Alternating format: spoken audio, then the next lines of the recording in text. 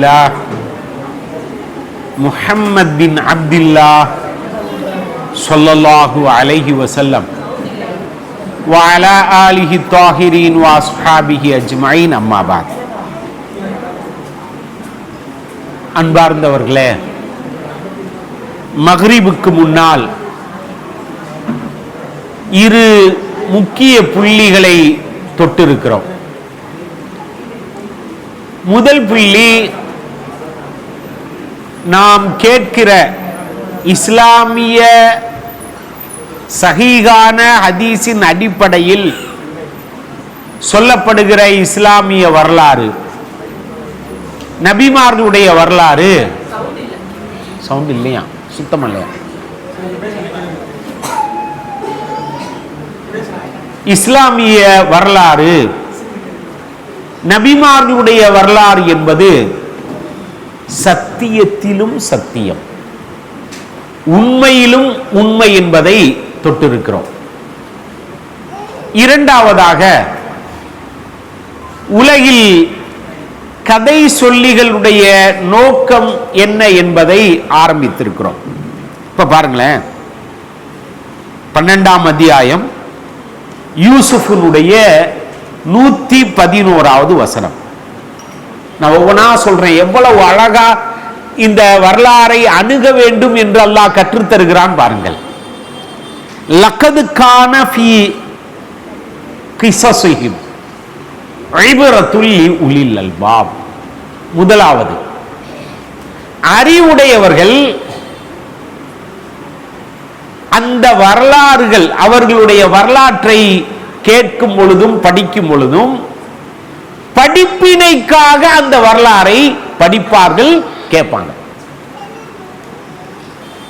அறிவுள்ளவர்கள் தான் அந்த நபிமார்களுடைய வரலாறையோ நல்லடியார்களுடைய வரலாறையோ சரியாக புரிந்து கொள்வார்கள். அறிவற்றவர்கள் என்ன செய்வாங்க தெரியுமா? அல்லாஹ் இதுல இருந்து நம்ம புரிஞ்சுக்கணும். அறிவற்றவர்கள் என்ன பண்ணுவாங்க? இது ஒரு கதை, கேட்கறதுக்கு இனிமையா இருக்கு, கொஞ்ச நேரம் பொழுது போச்சு என்று நீங்கள் உங்களுடைய மனசுக்கு தோணுச்சுன்னா, அடுத்து வர்றேன், அல்லாஹ் சொல்றான், உங்களுடைய மனதிலே பொழுதுபோக்கு என்ற எண்ணம் உங்களுடைய மனதிலே நபிமார்களுடைய கதைகளிலிருந்து நல்லடியார்களுடைய கதைகளை கேட்கும் போது உங்களுடைய மனதுக்குள்ளே இந்த எண்ணம் தோன்றுமானால் அறிவில்லாம அந்த கதையை அணுகிட்டோம்னு அர்த்தம். அறிவுள்ளவர்கள் என்ன செய்வாங்க? இப்ரத், அதிலிருந்து படிப்பினை பெறுவார்கள். பாருங்களேன், அல்லாஹ் தொடர்கிறார், மாகான ஹதீஸை யுஃப்தரா. நான் சொல்கிற எந்த வரலாறும் இட்டுக்கட்டப்பட்ட வரலாறே அல்ல. ஃபர்ஸ்ட் நல்லா புரிஞ்சுக்கணும். நான் முதல் சொன்னேன் அல்லவா, அல்லாஹ் தன்னுடைய குர்ஆனிலே சொல்கிற எந்த வரலாறும் சான்றுகளோடு 6 லட்சம் பேருடைய சாட்சிகளோடு நிரூபிக்கப்பட்ட வரலாறு. அதனால என்ன முடிவு வரணும்? ஃபர்ஸ்ட், மாகான ஹதீஸை யுஃப்தரா, இது இட்டுக்கட்டப்பட்ட வரலாறு அல்ல. உலகில் வரலாறுகள் தான் அதிகம் இட்டுக்கட்டப்படுகிறது. வரலாறுகள் தான் அதிகம் இட்டுக்கட்டப்படுகிறது. நீங்க என்ன பார்க்கணும்? முதலாவதாக இந்த வரலாறு இட்டுக்கட்டப்பட்ட வரலாறு அல்ல. அடுத்து பாருங்களேன், வலாக்கின் தஸ்தீகல்லதி பைன யதைஹி, இதற்கு முன்னால் என்னவெல்லாம் நடந்ததோ, நபிமார்களுடைய செய்திகளானாலும் சரி, சஹாபாக்களுடைய வரலாறானாலும் சரி, எந்த செய்தியெல்லாம் நடந்ததோ அவைகளை உண்மையான வடிவில் உங்களுக்கு கற்றுத்தரப்படுகிறது, சொல்லப்படுகிறது. இரண்டாவது அடிப்படைக்கு வந்துட்டோம். முதலாவது அடிப்படை என்ன? இது இட்டுக்கட்டப்பட்டதல்ல. இரண்டாவது எப்படி வந்துடணும்? உண்மையிலும் உண்மை. பாருங்களேன், அடுத்து பாருங்களேன், மூணாவது அல்லாஹ் சொல்றான், வ தஃப்ஸீலன் குல்ல ஷை, எல்லாவற்றுக்கும் தீர்வு. புரிஞ்சுச்சா? இப்ப நபிமார்களுடைய வரலாறு, சஹாபாக்களுடைய வரலாறு என்ன? எல்லாவற்றுக்கும் தீர்வு. இந்த கண்ணோட்டம் என்னுடைய மனதிலே வந்தால் அந்த கதையை, அந்த சம்பவத்தை கேட்டதிலே அர்த்தம் இருக்கிறது. இல்லைனா இல்லைன்னு அர்த்தம். எனக்கு இல்லைன்னா எனக்கு இல்லைன்னு அர்த்தம். முடிஞ்சிருச்சா? இதோட நிக்கல அல்ல. ஹுதன் அடுத்து என்ன வரணும் தெரியுமா? நமக்கு இந்த வரலாறுகளை கேட்ட பிறகு அல்லது படித்த பிறகு நேர் வழி பிறக்க வேண்டும். உங்களுக்கு நேர் வழி பிறக்கவில்லை என்றால் இந்த வரலாறை நீங்கள் எப்படி அணுகியிருக்கிறீர்கள் என்றால் வெறுமனே பொழுதுபோக்குக்காக கேட்டீர்கள். ஆதம் அலைஹிஸ்ஸலாமுடைய வரலாறு முதல் கடைசி சஹாபினுடைய வரலாறு வரை அல்லது ஏதேனும் ஒரு நல்லடியாருடைய வரலாறு வரை கேட்ட பிறகு உங்களுக்கு என்ன வந்திருக்கணும்? நேர் வழி பிறந்திருக்கணும். அடுத்து பாருங்களேன், ரஹ்மத்தன். இதுதான் முக்கியம். இதுவும் முக்கியம். மன்னிக்கணும். என்னது அது? உங்களுடைய மனதிற்குள்ளே அந்த வரலாறு ஒரு விதமான கருணையை, சாந்தியை உருவாக்கணும். எந்த வரலாறாவது நமக்கு உண்டாகிறது இதுவரைக்கும்? நம்ம அந்த துணியில கேட்டோமா அல்லது படிச்சோமா? ஒரு நபியினுடைய வரலாற படிக்கலையே, அப்படி முடிக்கல எல்லாம். அடுத்து பாருங்களேன், இதெல்லாம் எப்ப நடக்கும்னா லிகௌமி யுமினூன். உங்கள்கிட்ட ஈமான் இருந்தால்தான் இதுவெல்லாம் நடக்கும். ஈமான் இல்லாம நீங்க எந்த நபியினுடைய வரலாறை கேட்டாலும் உங்களுக்கு என்ன பண்ணாது? அதுல பலனே இல்லை. இந்த வசனம் இத அடிப்படையா வச்சுக்கல.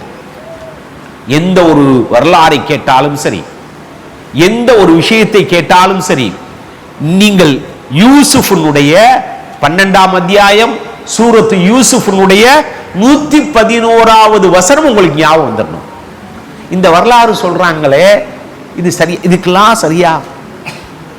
காஃப்ல 8வது வசனத்தில் அல்லாஹ் சொல்லுவான், தப்சீரத்தௌ வ ذிக்ரா லில் முஃமினீன்.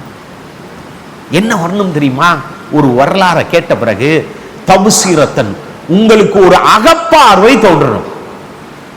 ஒரு வரலாறு, ஒரு நபியினுடைய வரலாறோ அல்லது ஒரு சஹாபியினுடைய வரலாறோ உங்களுக்கு சொல்லப்படும் பொழுது, இந்த சஹாபி, இந்த நபி இந்த விஷயத்தை இப்படி டீல் பண்ணியிருக்காரே அப்படின்னு ஒரு அகப்பார்வை வரணும். வதிக்ரா, உங்களுக்கு என்ன வரணும்? அல்லாஹ்வுடைய நினைவு வந்துடணும். இந்த அடிப்படையில் நீங்கள் வரலாறை, இஸ்லாமிய வரலாறு, நீங்க வேற வரலாறை எப்படி வேணாலும் நீங்க அணுகலாம், எப்படி வேணாலும் படிங்க. இஸ்லாமிய வரலாறை இந்த 2 வசனங்களை உராயுக்கல்லாக பயன்படுத்தி, தங்கத்தை பார்க்குறாங்களே, உரசி பார்க்குறாங்கல்ல, அந்த கல்லாக பயன்படுத்தி நீங்க இந்த செய்தியை அணுகுனீன்னு வச்சுக்கோங்களேன். அப்பத்தான் உங்களுடைய அந்த இஸ்லாமிய வரலாறு உங்களுக்கு பயன் தரும். வரும். நான் முன்னரே சொன்னேன், இந்த சம்பவங்களை, கதைகளை எதற்காக சொல்கிறார்கள் என்றால் ஒரு காரணத்தை நான் சொன்னேன். எப்படியாவது விளம்பரத்தில் என்ன நடக்குது, எப்படியாவது உங்களை வாங்க வைக்கணுங்கிறதா நோக்கம். இது விளம்பரம், இந்த விளம்பர மோகத்தில் உள்ளது. ஒரு இஸ்லாமிய அறிஞரோ அல்லது யாரோ ஒருத்தர் ஒரு வரலாறு சொல்றாருன்னு வச்சுங்களேன், அந்த நோக்கத்தை பார்க்கணும். அவனுடைய நோக்கம் என்னன்னு பார்க்கணும். இப்ப 2 கதை சொல்றேன் நான். கதை இட்டுக்கட்டப்பட்ட கதை. இப்ப உங்களுக்கே புரியும், இதை சொல்றது எதுக்காண்டி சொல்லி வச்சிருக்கான்னு உங்களுக்கு புரிஞ்சிடும். நம்ம எல்லாரும் பேர் வைக்கிறாங்க, தஸ்தகீர்னு பேர் வைக்கிறாங்களா? ஆண்களுக்கு தஸ்தகீர்னு பேர் வைக்கிறாங்க. ஏன் இந்த பேரு? இது அரபி பேர் இல்லை, பார்சி பேர். தஸ்தகீர்னா, தஸ்துனா கை, கீர்னா நீட்டினாராம். என்ன கையை நீட்டினார்?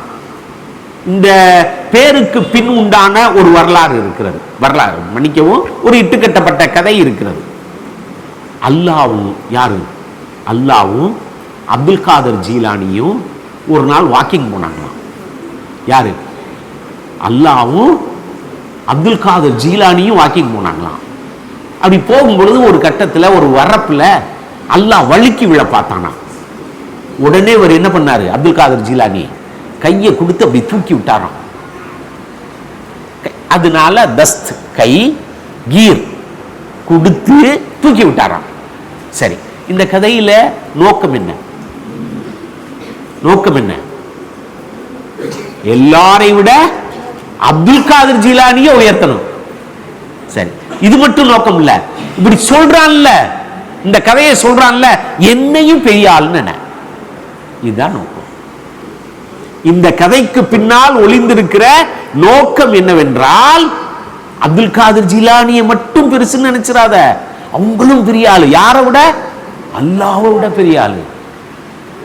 நானும் யாரு? பெரிய ஆளு. இதுதான் நோக்கம். சரி, இது ஒரு கதை, இட்டு கட்டப்பட்ட கதை. அப்துல் காதர் ஜீலானி நல்ல அடியாராக இருந்திருக்கலாம், அது நமக்கு தெரியாது. ஆனால் அவர் மேல இப்படி ஒரு கதை. இன்னொரு கதையை பாருங்க, எல்லாருக்கும் நமக்கு தெரிஞ்சதுதான். மேலப்பாளையம் தக்கியாவாப்பா கேள்விப்பட்டிருக்கோமா? நீங்க அந்த தக்கியா குரூப்ல உள்ளவங்களுடைய வீட்டுக்கு போனீங்கன்னா ஃப்ரேம் செஞ்சு மாட்டி தொங்க விட்டுருப்பாங்க. நல்லா கவனிங்க, இந்த விஷயத்தையும் நோக்கம் என்னன்னு புரிஞ்சுக்கலாம். இந்த கதையை எதற்காக இவர்கள் சொல்லுகிறார்கள் என்பதை இலகுவாக உங்களால் கண்டுபிடித்து விட முடியும். என்னது அது?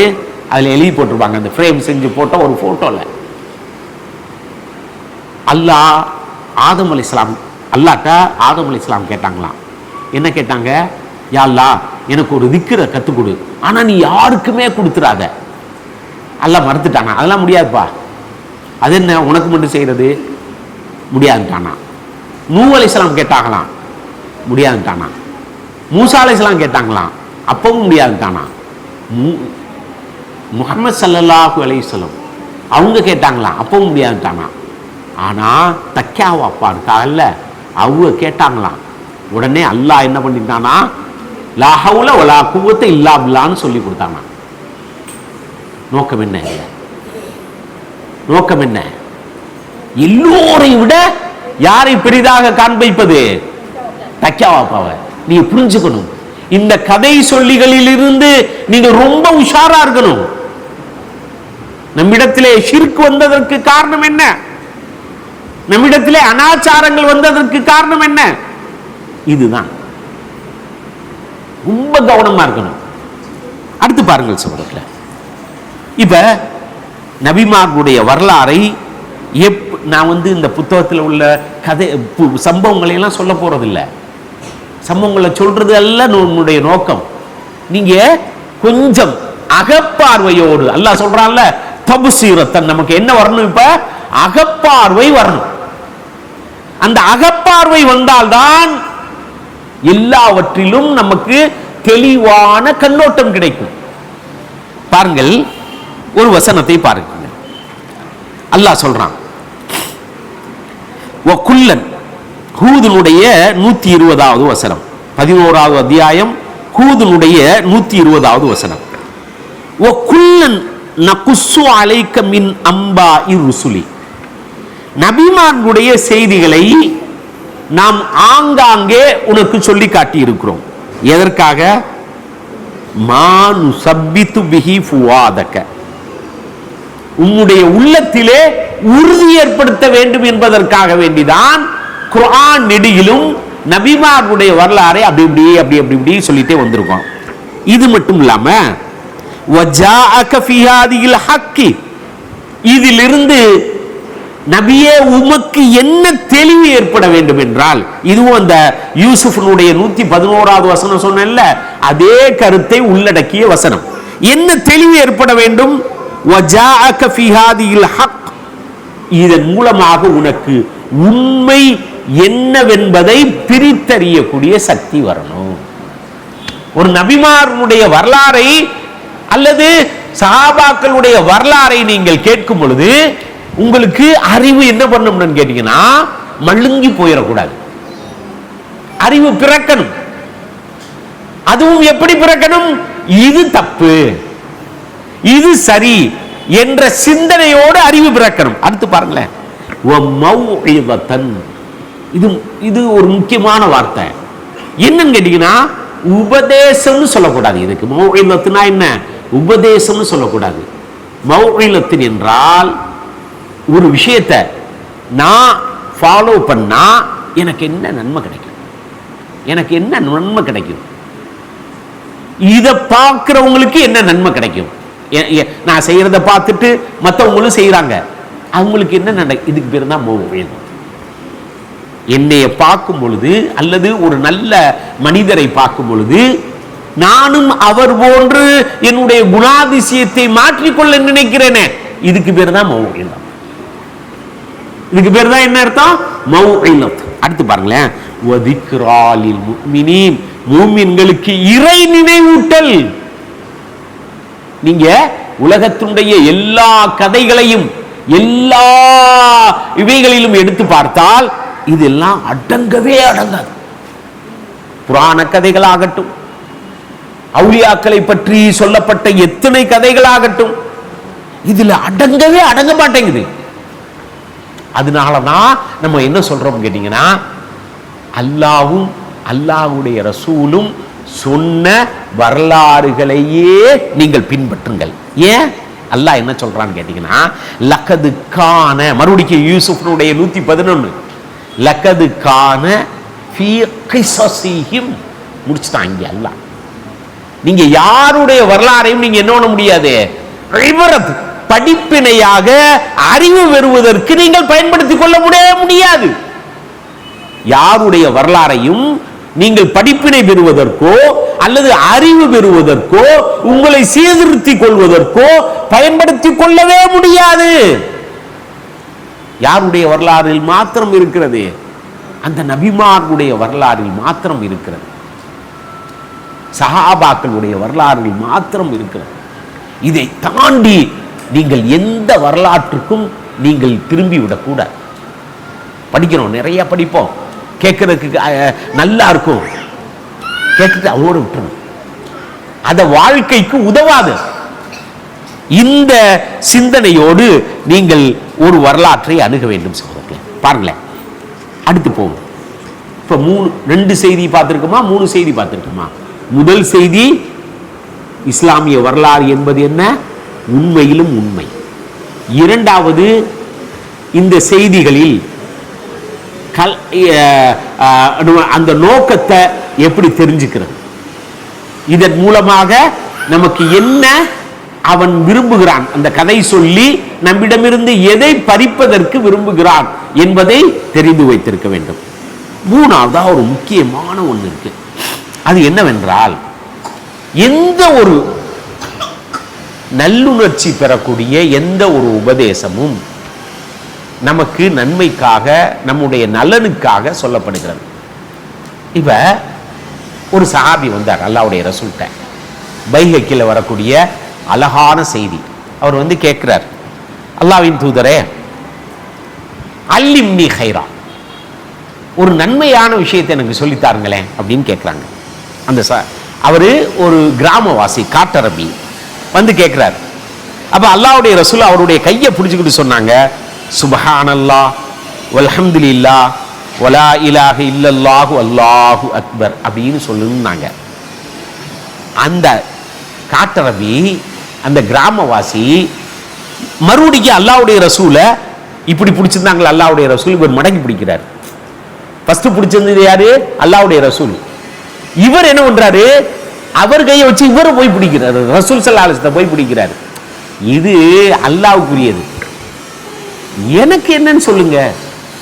என்ன கேட்கிறார் அவரு, நீங்க அல்லாஹ்வுக்குரியதை சொல்றீங்க, நான் இப்படி லா இலாஹ இல்லல்லாஹ்னு சொன்னா அல்லாஹ்வுக்கு கண்ணியம் கூடும், எனக்கு என்னன்னு கேட்கிறார். அப்ப அல்லாஹ்வுடைய ரசூல் சொன்னாங்க, ஃபதபஸ்ஸம நபியு ஸல்லல்லாஹு அலைஹி வஸல்லம், அல்லாஹ்வுடைய ரசூல் சிரிச்சிட்டு சொன்னாங்களாம், யா அராபி இதா குல்த சுப்ஹானல்லாஹ், நீ சுப்ஹானல்லாஹ்னு சொல்லிட்டீனா, கால் அல்லாஹ், அல்லாஹ் என்ன சொல்றான் தெரியுமா, ஸதக்த, நீ உண்மை பேசிட்ட, அல்லாஹ் தூயவன் என்பதை உணர்ந்திருக்கிறாய். இங்க பாருங்களேன், நான் இந்த சம்பவத்தை எதுக்காண்டி சொல்ல வர்றேங்கிறத புரிஞ்சுக்கணும்.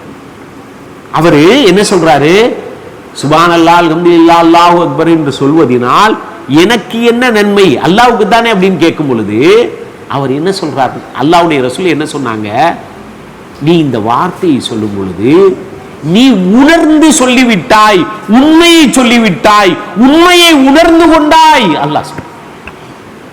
ஆகையினால சொல்லு, அடுத்து பாருங்களேன், வைதா குல்த அல்ஹம்துலில்லாஹ், அல்ஹம்துலில்லாஹ், அல்லாஹ்வுக்கே எல்லா புகழும் நீ சொல்லிட்டீனா, சதக்த, நீ உண்மையை உணர்ந்து விட்டாய், நீ உண்மையை உணர்ந்து கொண்டாய், புகழ் அனைத்தும் அல்லாஹ்வுக்கு மட்டுமே சொந்தமானது என்பதை உணர்ந்து கொண்டாய்.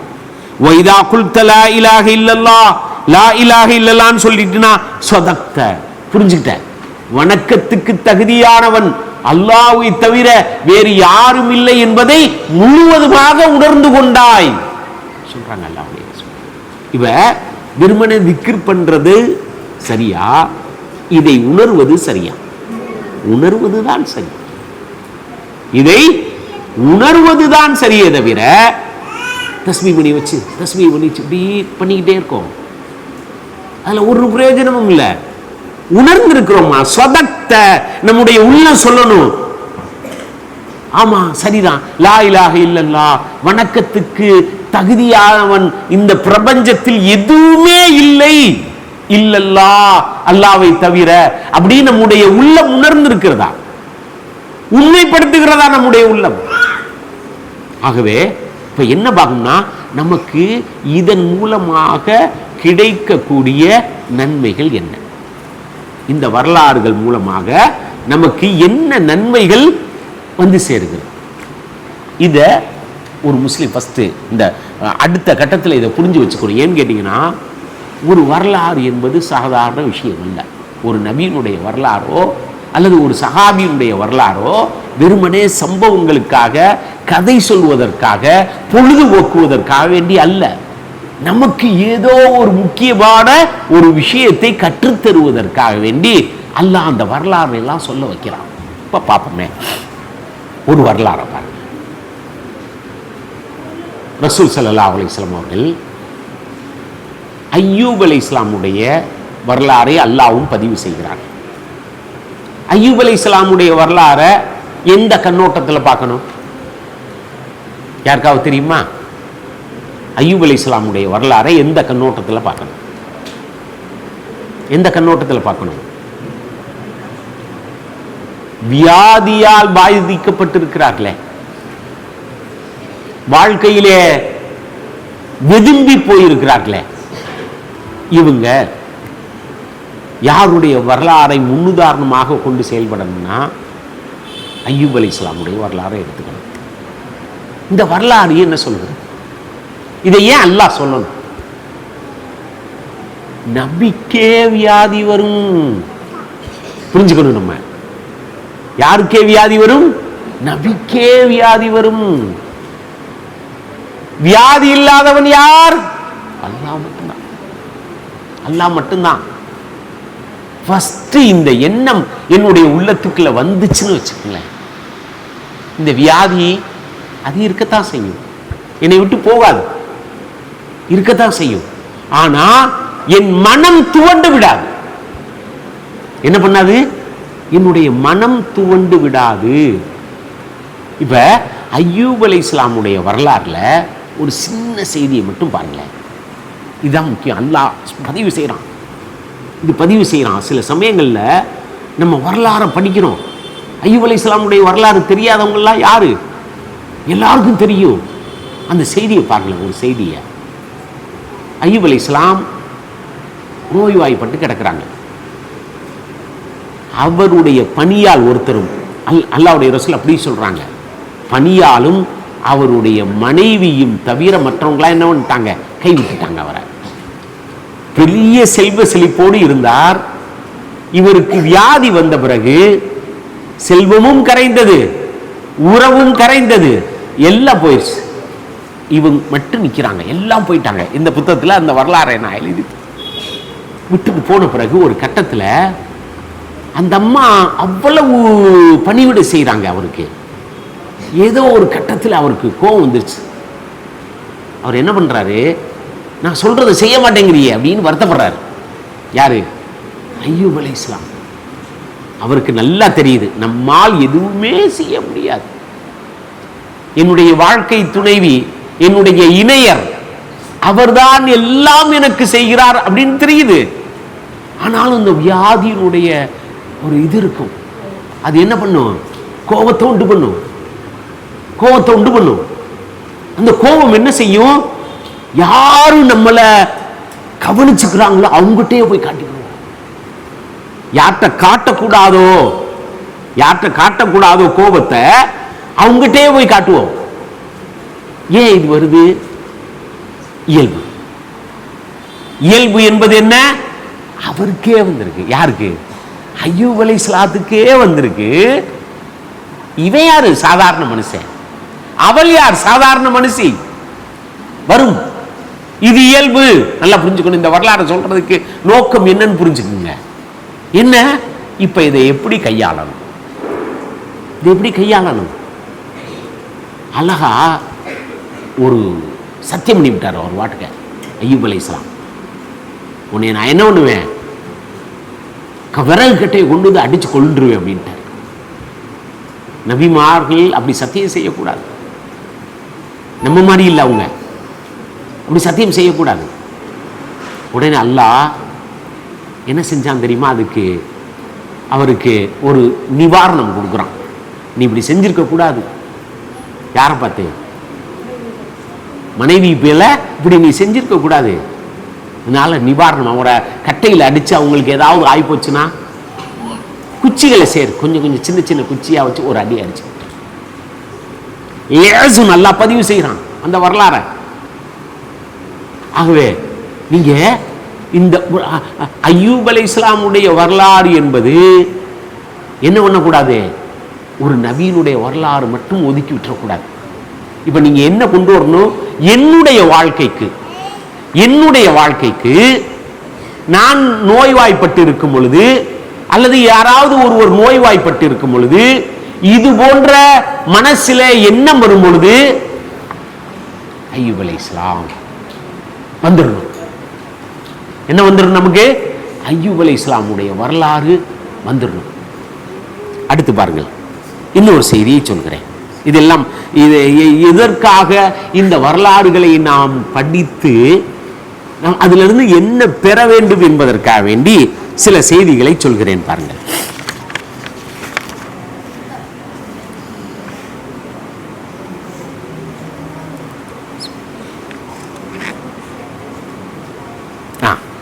பாருங்களேன், யூசுப் அலைஹிஸ்ஸலாமுடைய வரலாறு. யூசுப் அலைஹிஸ்ஸலாமுடைய வரலாறை முழுமையாக குர்ஆனிலே சொல்லப்பட்ட வரலாறு. அவங்களுடைய வரலாறு தானே. அவங்க சின்ன பிள்ளையால இருந்து அவங்க அமைச்சரானது வரைக்கும் வரலாறு அல்லாஹ் சொல்லியிருக்கான். எதுக்கு அந்த வரலாறை முழுசா சொல்லணும்? எந்த நபியினுடைய வரலாறையும் அல்லாஹ் என்ன பண்ணல? முழுசாவே சொல்லல. இவருடைய வரலாறை மாத்திரம் என்ன பண்ண அல்லாஹ் ஒவ்வொன்னா சொல்லிட்டு வர்றான். அதுவும் எப்படி? வரிசை கிரமமா இருக்கும். சின்ன பிள்ளையில இருந்தார், அடுத்து இப்படி இருந்தார், அடுத்து இப்படி இருந்தார், அடுத்து இப்படி இருந்தார், அப்புறம் இப்படி வந்துட்டார். ஏன் இப்படி சொல்லணும்? அல்லாஹ் நுட்பமானவன். இன்னஹு லஹகீமுன் அலீம். அவன் மகா நுட்பமானவன், எல்லாவற்றையும் நன்கறிந்தவன். ஏன் யூசுஃபுடைய வரலாறை இப்படி சொல்கிறேன் என்பதற்கு அல்லாஹ்வே காரணம் சொல்றான். பாருங்களேன்,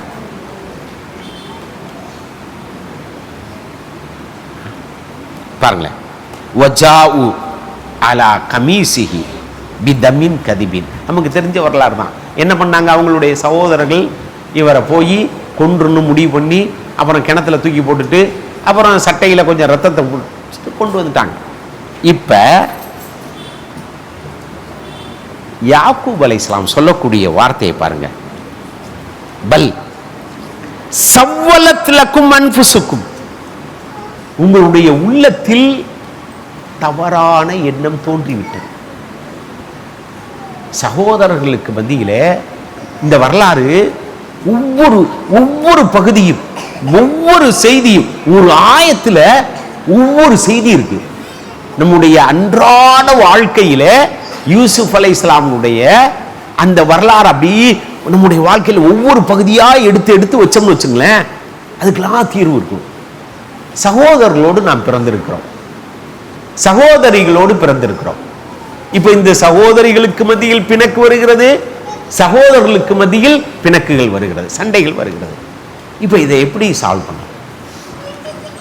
முதலாவதாக, இவனும் நானும் ஒரே தாயின் கற்ப கோலத்திலிருந்து பிறந்தவர்கள். அப்படித்தானே? எனக்கும் அவனுக்கும் வித்தியாசம் இல்லை. என்னுடைய சகோதரனுக்கும் எனக்கும் பெரிய வித்தியாசம்லாம் இல்லை. நாங்கள் எல்லாம் ஒரே கற்ப கோளரங்கில் பிறந்தவர்கள். அப்படி இருக்கும் பொழுது எனக்குள்ள இந்த மனசுக்குள்ள அவனை பத்தி தவறான ஒரு எண்ணம் வந்துச்சுன்னு வச்சுங்களேன். இதான் யாக்கூப் அலைஹிஸ்ஸலாம் சொல்றாங்க, பல் சவ்வலக்கும் அன்ஃபுஸக்கும் அம்ரன், இது உங்களால வல்ல, உங்களால வல்ல. என்ன வித்தியாசம்? எனக்கு பிறந்தவர்கள் தானே நீங்கள். யூசுஃபும் எனக்கு பிறந்தவர், நீங்களும் எனக்கு பிறந்தவர். அப்படி இருக்கும் பொழுது எப்படி வந்திருக்கும்? நான் எப்படி யூசுஃப் மேல தனி கவனம் செலுத்துவேன்? யோசிச்சுக்க வேணாமா? ஒரு குழந்தை, இப்ப நம்ம குழந்தைகள் பேசுறாங்க பத்தியா, அவனுக்கு மட்டுமே கவனிக்கிறிய சொல்றாங்களா இல்லையா? எதனால அந்த என்ன வருது புரியல நமக்கு. நம்முடைய தாயும் தந்தையும் ஒன்று, அவர்கள் நம்மிடத்திலே பாகுபாடு காட்ட மாட்டார்கள் அப்படிங்கிற எண்ணம் அல்லையே. யூசுப் அலைஹிஸ்ஸலாமுடைய வரலாற்றில் இந்த பகுதியை படிக்கும் பொழுது நமக்கு அந்த எண்ணம் மாறணும். அடுத்து பாருங்களேன், ஃபஸப்ருன் ஜமீல். இப்ப என்ன செய்யணும்? அடுத்து அல்லாஹ் கத்து தர்றான். பெற்றோர்கள் என்ன செய்யணும்? அந்த சகோதரர்கள் என்ன செய்யணும்? ஃபஸப்ருன் ஜமீல். அழகிய முறையில் பொறுமை காக்கணும். பொறுமை காக்கிறதுக்கு அல்ல, அழகிய முறையா இருக்கணும் அது. ஏன்னா வல்லாஹுல் முஸ்தான், அல்லாஹ்ட்ட உதவி கேட்கணும். அல்லாஹ்ட்ட என்ன பண்ணணும்? உதவி கேட்கணும். அவன்தான் இந்த பிரச்சனைகளுக்கு தீர்வு அளிப்பான். இப்ப வருவோம் யூசுப் அலைஹிஸ்ஸலாமுடைய வரலாறு. இதுல இவர்களுடைய சகோதரர்கள் செய்த செயல் அல்லாஹ் சொல்றான். நமக்கு நம்முடைய சகோதரர்கள் செய்திருக்கிறார்கள், என்னமோ ஒன்று பண்ணியிருப்பாங்க. நம்முடைய சகோதரிகள் ஏதோ பண்ணியிருப்பாங்க. நல்லா கவனிக்கணும். எங்கேயாவது நீங்கள் சூரத்துல் யூசுஃபை எடுத்து படியுங்கள். சூரத்துல் யூசுஃபை இன்னைக்கு போய் எடுத்து படிங்க. என்னுடைய சகோதரர்கள் எனக்கு இப்படி பண்ணிட்டாங்க அப்படின்னு எங்கேயும் போய் சிறையில் இருக்கும் பொழுதும் சரி, அமைச்சரானாலும் பொழுதும் சரி, எங்கேயாவது அந்த வார்த்தையை விடுறாரா? யூசுப் அலைஹிஸ்ஸலாம் படிங்க, இப்ப போய் படிங்க. தன்னுடைய சகோதரர்களை அவர் என்ன பண்ணல? விட்டு கொடுக்கல, விட்டு கொடுக்கல. அவர்கள் குற்றமில்லைத்திருக்கிறார்கள், அப்படியே விட்டு கொடுக்கல. அவருடைய வாழ்க்கையினுடைய எந்த பகுதியிலும் சரி அவ்வளவு சோதனைகள் இருக்காரு. இதற்கெல்லாம் காரணம் யாரு? என்னுடைய சகோதரர்கள். அப்படி இருந்தா அவர் வெளிப்படுத்தல. இப்ப யூசுப் அலைஹிஸ்ஸலாமுடைய இந்த இடத்துல என்ன புரிஞ்சுக்கணும்? என்னுடைய சகோதரிகள், என்னுடைய சகோதரர்கள், அவர்களிடத்திலே அவர்கள் எத்துணை துன்பங்கள் செய்திருந்தாலும் சரி, அவங்கள்ட்ட நான் இணங்கி போகணுங்கிற மனசு யூசுப் அலைஹிஸ்ஸலாமுடைய வரலாறுல இருந்து நம்ம தெரிஞ்சுக்கணும், படிப்பினை பெறணும். இதற்குத்தான் இந்த வரலாறு. அடுத்து பாருங்கள், இன்னொரு செய்தியை சொல்கிறேன்.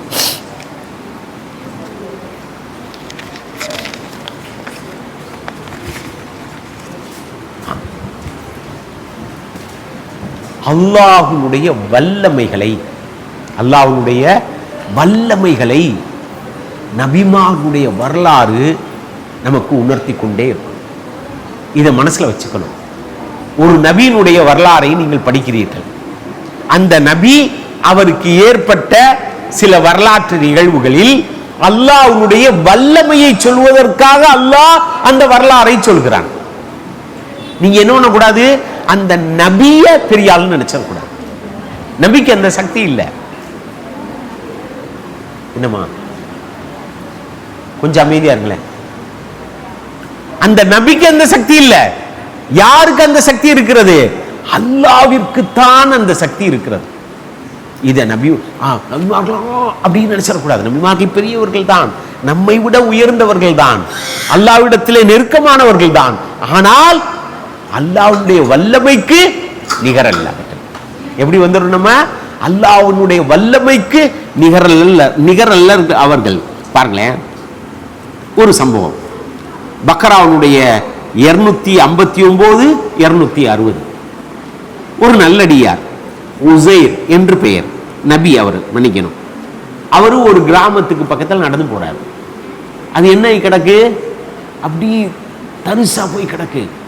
அங்கிருந்த வீடுகள் எல்லாம் அழிஞ்சு போய் கிடக்கு. அங்கிருந்த மனிதர்கள் எல்லாம் செத்து போய் கிடக்கிறார்கள்.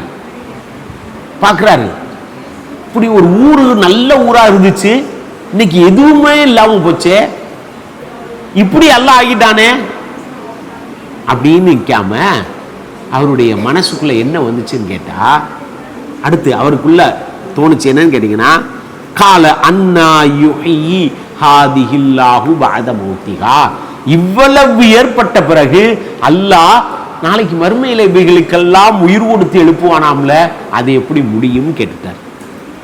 அல்லாஹ் என்ன பண்ணா, ஃபஅமாதஹுல்லாஹு மிஅதாமின், அவர் அல்லாஹ் என்ன பண்ணா, 100 வருடம் தூங்க வைத்தான்.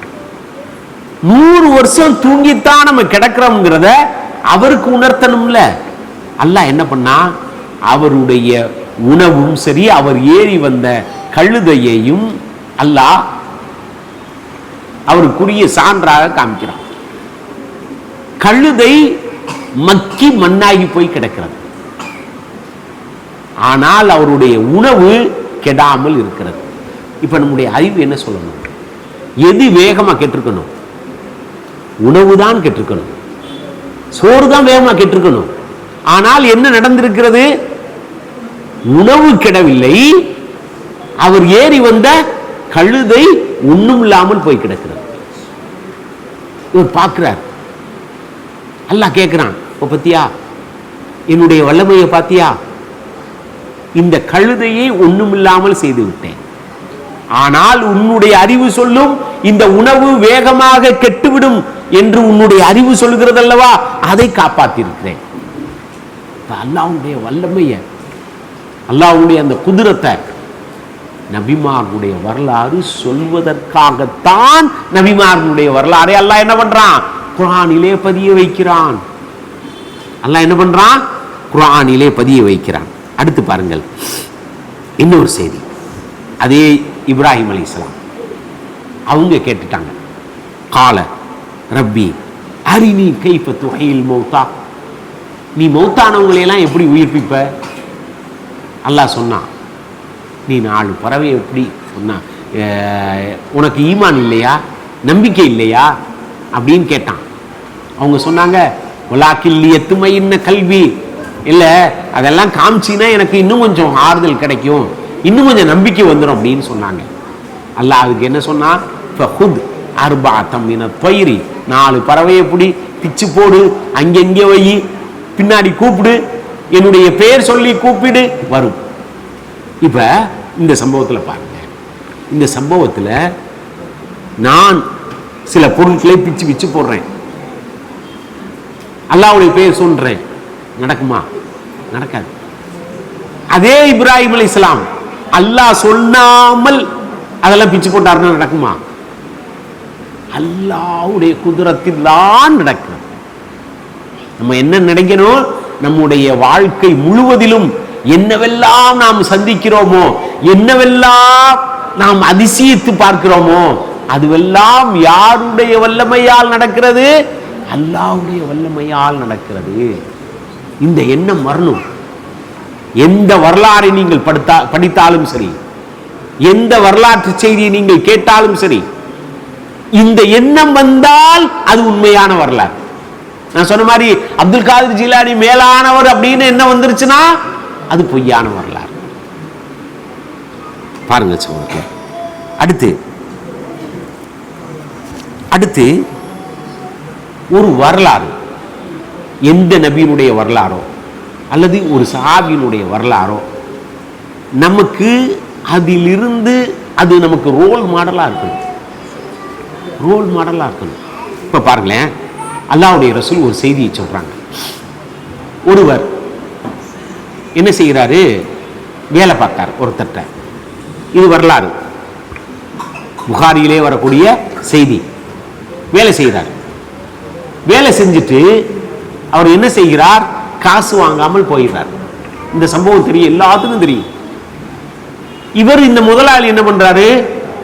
அவர் செஞ்ச வேலையினுடைய கூலி இருக்குல்ல, அதை முதலீடு பண்ணுகிறார். அது வளருது வளருது வளருது வளருது, பன்மடங்கா வளர்ந்து போச்சு. இப்ப யோசிச்சு பார்க்கல, இப்ப யோசிச்சு பார்க்கணும் இந்த வரலாறு எதற்காக. இந்த வரலாறு முழுசா தெரியும் எல்லாருக்கும். பின்னாடி அவர் வர்றாரு, வந்து கேட்கிறாரு. நான் முழுசா சொல்லணும்னு அவசியம் இல்லைன்னு நினைக்கிறேன். வந்து கேட்கிறாரு, இவர் என்ன பண்றாரு? இது பூரா ஓம்பிட்டு தாங்கிறாரு. என்ன நீ என்ன கிண்டல் பண்றியா? நான் உன்கிட்ட கூலி தானே கேட்டேன், நான் வேலை பார்த்த கூலி தானே கேட்டேன். இல்ல இல்ல, இதுவெல்லாம் உன்னுடைய பொருள் தாங்கிறார். அப்படி கொடுத்துட்டாரு. இப்ப நமக்கு அந்த மனசு வருமாங்கிறது வேற. அடிப்படையில் இந்த வரலாறு நமக்கு என்ன சொல்லி தருது? இதுதான் முக்கியம். அற்ப பொருளானாலும் சரி, அற்ப பொருளானாலும் சரி, அடுத்தவர்களுடைய காசை பொருளை பயன்படுத்துவதற்கு நமக்கு அருகதை இல்லை. இதுதான் இந்த சம்பவம். இதுதான் இந்த சம்பவத்தினுடைய நோக்கம். இந்த நோக்கத்தை புரிந்து கொள்ளாமல் அவர் அப்படி பண்ணிட்டார் அப்படி பண்ணான்னு ஒரு விஷயம்.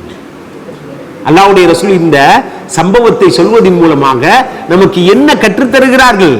இதுதான் முக்கியம். என்ன கற்றுத்தருகிறார்கள்? அடுத்தவர்களுடைய பொருட்களில் ரொம்ப கவனமா இருங்க என்பதை கற்றுத்தருவதுதான் இந்த வரலாற்றுடைய நோக்கம். அடுத்து பாருங்களேன்.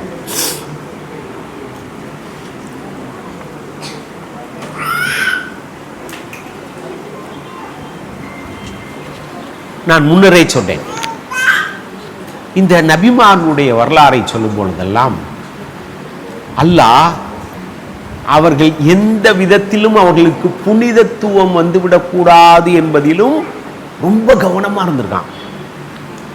ஏன்னா மனிதர்கள் என்ன நினைப்பான்?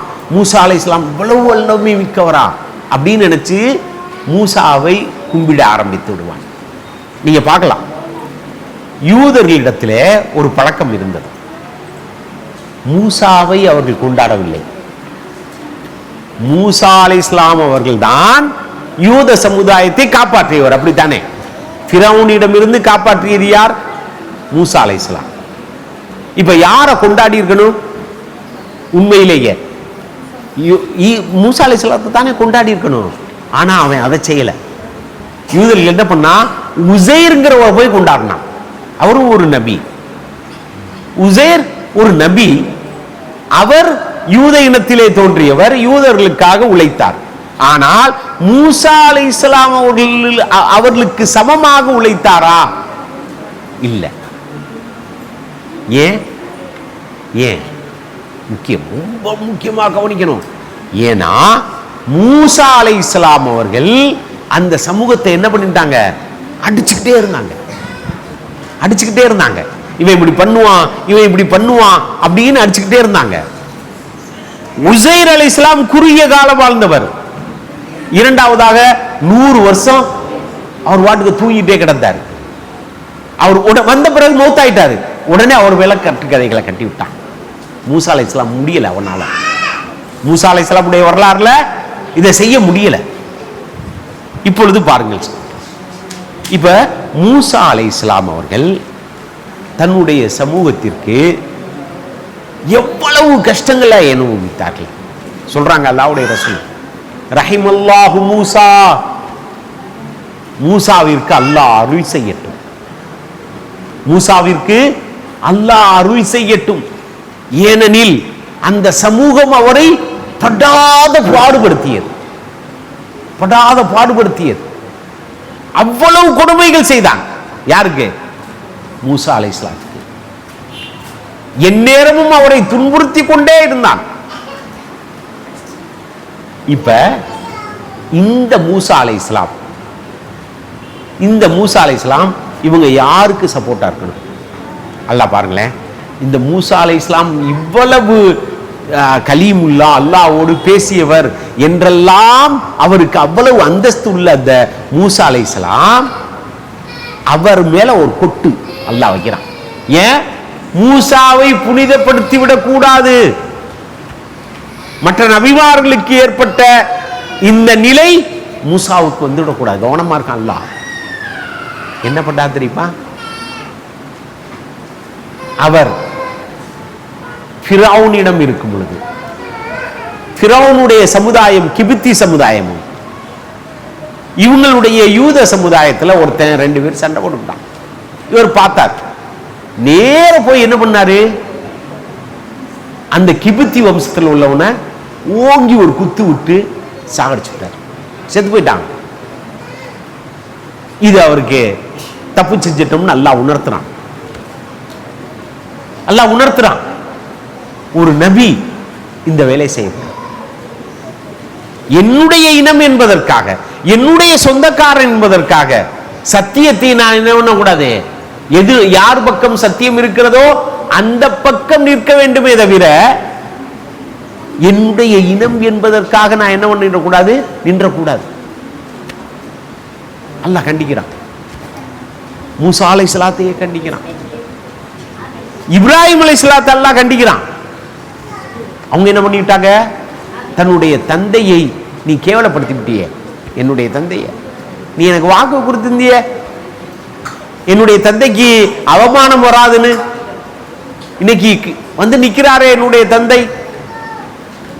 அல்லாஹ் கண்டிக்கிறான். நூஹ் அலைஹிஸ்ஸலாத்து அவர்களை அல்லாஹ் கண்டிக்கிறான். பார்க்கணுமா இல்லையா? இன்னஹு இப்னி, இவன் என்னுடைய மகன், இவனை போய் அழிக்கிறீ அப்படின்னு கேட்டுட்டார். அல்லாஹ் என்ன சொன்னான், நீ மடமைத்தனத்தில் இருக்கிறாய் நூகே, நீ மடமைத்தனத்தில் இருக்கிறாய். யாரை பார்த்து? நூஹ் அலைஹிஸ்ஸலாத்தை பார்த்து.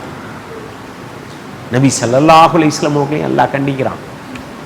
எத்தனை இடங்கள் குர்ஆன்ல அல்லாஹ் கண்டிக்கிறான். எதற்காக?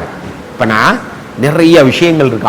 ஆதம் அலைஹிஸ்ஸலாம்ல இருந்து நபிமார்கள் அனைவரையும் அல்லாஹ் கண்டித்து கொண்டே வருகிறான். யூனுஸை கண்டித்திருக்கிறான், யூசுஃபை அல்லாஹ் கண்டிக்கிறான், நபி ஸல்லல்லாஹு அலைஹி வஸல்லம் அவர்களை அல்லாஹ் கண்டிக்கிறான். எதற்காக? இந்த வரலாறோடு சேர்த்து அல்லாஹ் இந்த செய்திகளையும் சொல்கிறானே எதற்காக? நீங்கள் யாருக்கும் என்ன பண்ணிடக்கூடாது, புனிதத்தன்மை கொடுத்து விடக்கூடாது.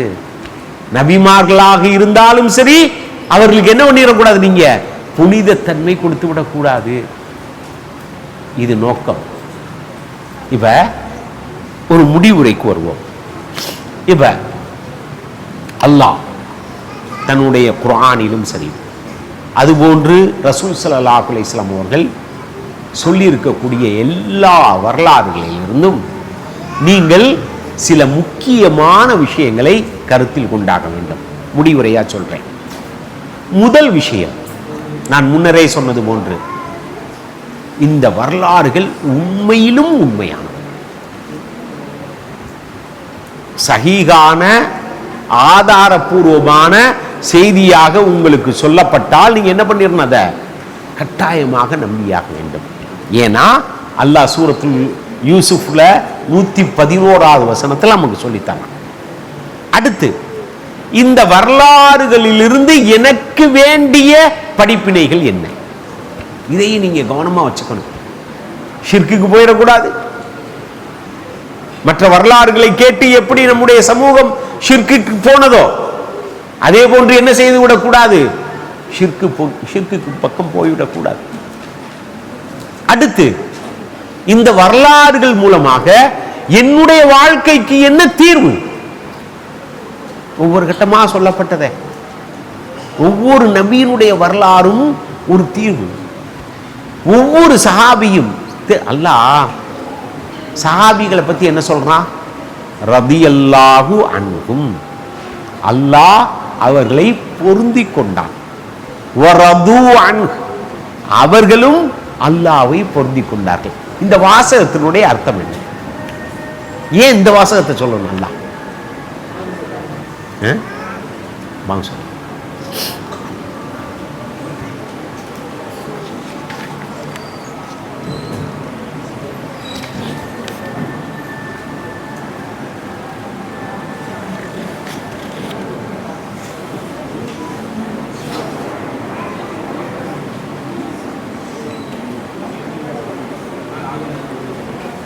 அஸ்ஸலாமு அலைக்கும் வரஹ்மத்துல்லாஹ்.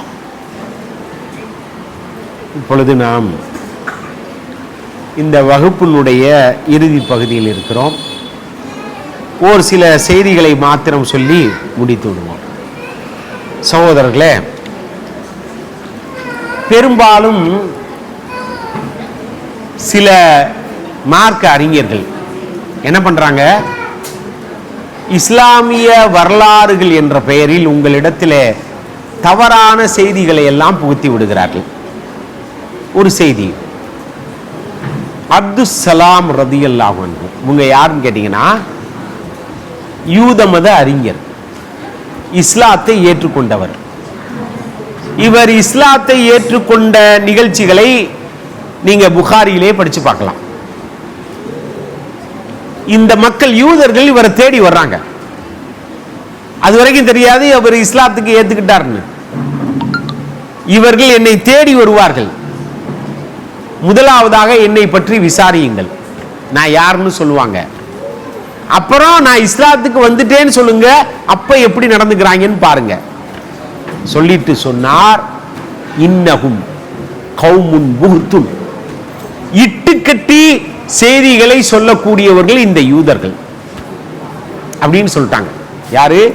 அப்துல்லா இபின் சலாம் ரலியல்லாஹு அன்ஹு. இப்ப வர்றாங்க, அல்லாஹ்வுடைய ரசூல் அப்துல் சலாமை பத்தி கேட்கிறாங்க. அவங்க ஆகா எங்களுடைய நல்லறிஞர், அப்படியாப்பட்டவர் இப்படியாப்பட்டவர், அப்படியாப்பட்டவர் இப்படியாப்பட்டவர் சொல்றாங்க. இல்ல அவர் இஸ்லாத்துக்கு வந்துட்டாருன்னா என்ன பண்ணிட்டாங்க, மோசமானவர், எங்கள்லேயே ரொம்ப மோசமானவர் அப்படின்னு திட்ட ஆரம்பிச்சிட்டான். நன்றாக கவனியுங்கள், இன்றைக்கு நம்முடைய சமூகத்தில் யூத மத கட்டுக்கதைகள் நிறைய இருக்கிறது. யூத மத கட்டுக்கதைகள் நிறைய இருக்கிறது. அருள் கூர்ந்து அந்த வரலாறை கொஞ்சம் கரெக்டா பார்த்து புரிந்து அதிலிருந்து விலகுங்கள். அதுல உள்ளதான் நபிமார்களுக்கு மனைவியினுடைய பெயரை சொல்லி கொடுத்தது, நூஹ் ஃபாரிஸ்ன்னு சொன்னது, தாவூதுக்கு ஒரு மனைவி சொன்னது, பேர் சொன்னது, இதுவெல்லாம் அதுல உள்ளதான். நபிமார்களை பற்றி அவதூறான செய்திகள் நிறைய. ஆகவே சகோதரர்களே, சகோதரிகளே, இன்ஷா அல்லாஹ் இனிமேல் நீங்கள் இஸ்லாமிய வரலாறு என்று படிக்கும் பொழுது நான் சொன்ன இந்த கண்ணோட்டத்தோடு புரிந்து கொள்வதற்கு ஏதுவாக 12ஆம் அத்தியாயம் சூரத்து யூசுஃபினுடைய 111வது வசனத்தை அளவுகோலாக வைத்து நீங்கள் இஸ்லாமிய வரலாறை அணுகுங்கள். ஏதாவது சந்தேகம் தான் கேட்டுங்க.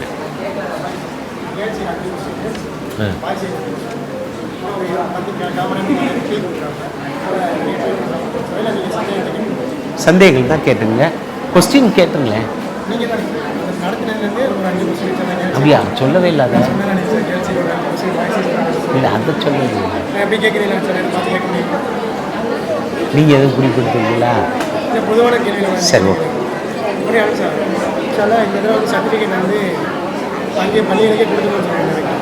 பள்ளிக்கே வந்துடுமா?